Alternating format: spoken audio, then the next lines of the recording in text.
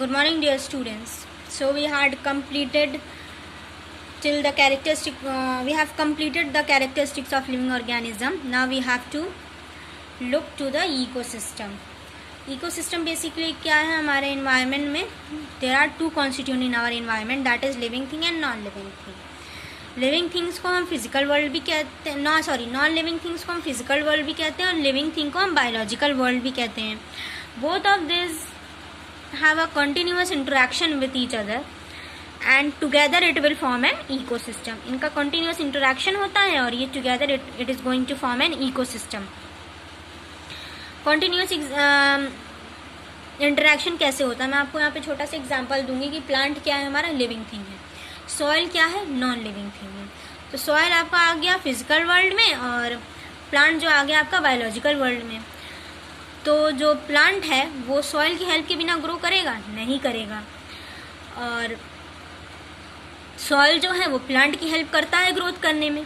तो इस वजह से दोनों का म्यूचुअल रिलेशनशिप है, दोनों का इंटरेक्शन है आपस में बीच में, और combinedly it will form an ecosystem. यही आपको बताने की कोशिश की गई है इस पैरा में. So the relationship between living and non-living thing in the environment is also a mutual one. That is, not only does the physical world affect the continuity all the plants and animal at a particular place, but the community also modifies the physical world. An ecosystem consists of two components, that is abiotic and biotic component. So basically मैंने आपको यही चीज़ बताई कि जो living thing है non living thing है वो आपस में म्यूचुअल बेनिफिट्स के साथ एनवायरनमेंट में रहते हैं and together it will form an ecosystem. Ecosystem के दो कंपोनेंट्स हैं, that is abiotic component and biotic component. Abiotic component का एग्जांपल मैंने आपको यहाँ पे लिखा हुआ है, soil, water, air etcetera are known as abiotic component. Abiotic है क्या, बेसिकली कोई भी नॉन लिविंग कंपोनेंट है उसको हम एबायोटिक कंपोनेंट कह सकते हैं. जैसे कि सॉइल हो गया आपका, वाटर हो गया, एयर हो गया, ये सब हमारा क्या है, एबायोटिक कंपोनेंट है. Now there are some climatic constituent, that is sunlight, temperature, humidity, rainfall and wind. ये क्या है, ये हमारा एबायोटिक कंपोनेंट का एक पार्ट है. ये भी हमारा एबायोटिक कंपोनेंट का एक पार्ट है. Now, abiotic factors plays a leading role in determining the nature, behavior and distribution of living organism in an ecosystem. अब जो एबायोटिक फैक्टर्स हैं वो एक लीडिंग रोल प्ले करते हैं नेचर को डिटरमाइन करने में, बिहेवियर में, डिस्ट्रीब्यूशन में and everything in our ecosystem. Clear. तो ये था हमारा एबायोटिक कंपोनेंट. एबायोटिक में मैंने आपको क्या बताया, एबायोटिक में मैंने आपको यही बताया कि all the non-living thing comes under the category of abiotic component, whether it is soil, water or air. And there are some climatic components also, such as sunlight, temperature, humidity, rainfall, wind, as well as air also. These all are climatic constituent, which is also a part of the abiotic component. Now comes the biotic component. अब biotic component क्या है आपका, all living things like human being, animal, plant, bacteria and fungi are called biotic component. जितने भी living things हैं जो भी अपना प्रॉपर फंक्शनिंग और प्रॉपर प्रोसेस परफॉर्म करते हैं उनको हम बायोटिक कंपोनेंट्स में कैटेगराइज करते हैं. In other words, biotic components include producers, consumers and decomposers. Producers क्या हैं, प्रोड्यूसर्स हमारे वो हैं जो भी कोई चीज़ प्रोड्यूस कर रहा है उनको हम प्रोड्यूसर्स कह रहे हैं. कंज्यूमर्स क्या है, जो प्रोड्यूस की गई चीज़ है उसको जो कंज्यूम कर रहा है, जो ले रहा है, that is the consumer. Decomposer क्या है, the one who breaks down the complex substances into simpler substance, या किसी भी चीज़ का ब्रेक डाउन करेगा उनको हम डिकम्पोजर्स कहेंगे. All the three topics producers, consumer and decomposer ये आपके प्रीवियस चैप्टर में डिटेल में दिया गया है. Still if you are not able to understand please refer to that chapter. So the next topic is species. Basically species क्या है, there are various kind of organism around us which is horse, dog, cat, cow etc. जो कि एक दूसरे से अलग है, but there are still many kinds within the same organism depending upon their breed origin and from the place where that particular organism comes.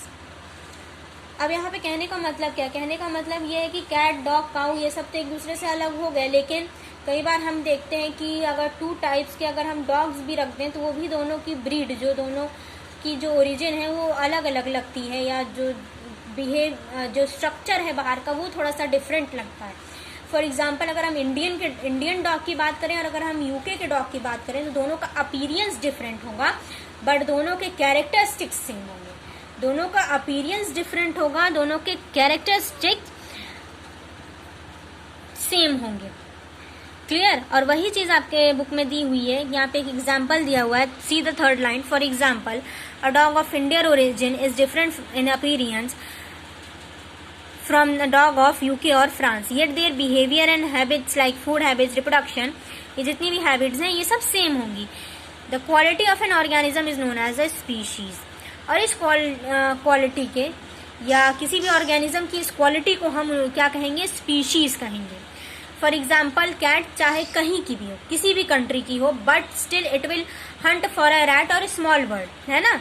चाहे आप Indian cat ले लो, चाहे आप अमेरिकन कैट ले लो, वो कैट के लिए ही वो रैट के लिए या फिर स्मॉल बर्ड के लिए हंट करेगी। ऐसा नहीं है कि उनकी हैबिट्स चेंज हो जाएंगी, उनका बिहेवियर चेंज हो जाएगा, उनका कैरेक्टरिस्टिक्स चेंज हो जाएगा, थोड़ा बहुत उनका अपीरियंस चेंज होगा, उनके कैरेक्टरिस्टिक्स चेंज नहीं होंगे। जैसे कि आप एक और एग्जाम्पल ले सकते हो सिंपल सा, कि आपका अपीरियंस और a person from another country, for example Britishers, जो आपका अपीरियंस है और ब्रिटिशर्स का जो अपीरियंस है वो डिफरेंट होता है, लेकिन आपके कैरेक्टरिस्टिक्स, आपके बॉडी के फंक्शंस, बिहेवियर, ये सब तो सेम है ना।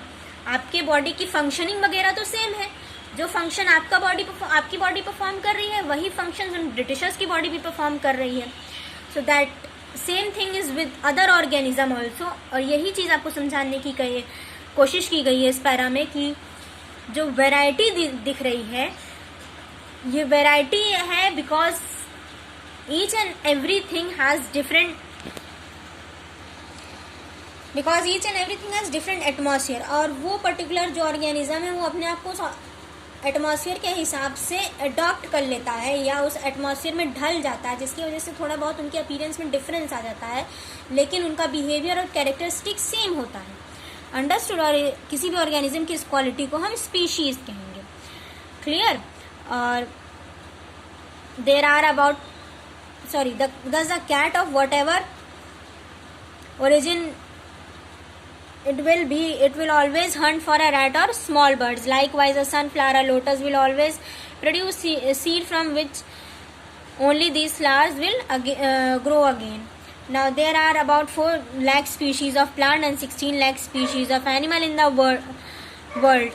So अब ये प्लांट्स की कितनी स्पीशीज हो गए हैं पूरे वर्ल्ड में? 4 लाख। एनिमल्स की कितनी स्पीशीज हो गए हैं? 16 लाख स्पीशीज हो गए हैं, लेकिन उनका कैरेक्टर्स और बिहेवियर्स तो सेम है। तो that is what is the vast nature of our environment. ये हमारे एनवायरनमेंट का वास्ट नेचर है, और इसी में आपको ये समझाने की कोशिश की गई है कि हम लोग चाहे अलग अलग कंट्री के हों, कहीं के भी हों, कहीं से भी हमारा ओरिजिन हो, हमारा कैरेक्टरिस्टिक सेम है। फॉर एग्जांपल, ह्यूमंस का कैरेक्टरिस्टिक सेम होगा, एनिमल्स का जो पर्टिकुलर ग्रुप के हैं उनका सेम होगा, बर्ड्स का सेम होगा, है ना। इसी तरीके से प्लांट का होगा। अंडरस्टूड? सो ये था आपका species. Hope you have understood this much. Still if you are facing any sort of confusion, you are free to ask on my personal WhatsApp number. Thank you everyone. Have a nice day.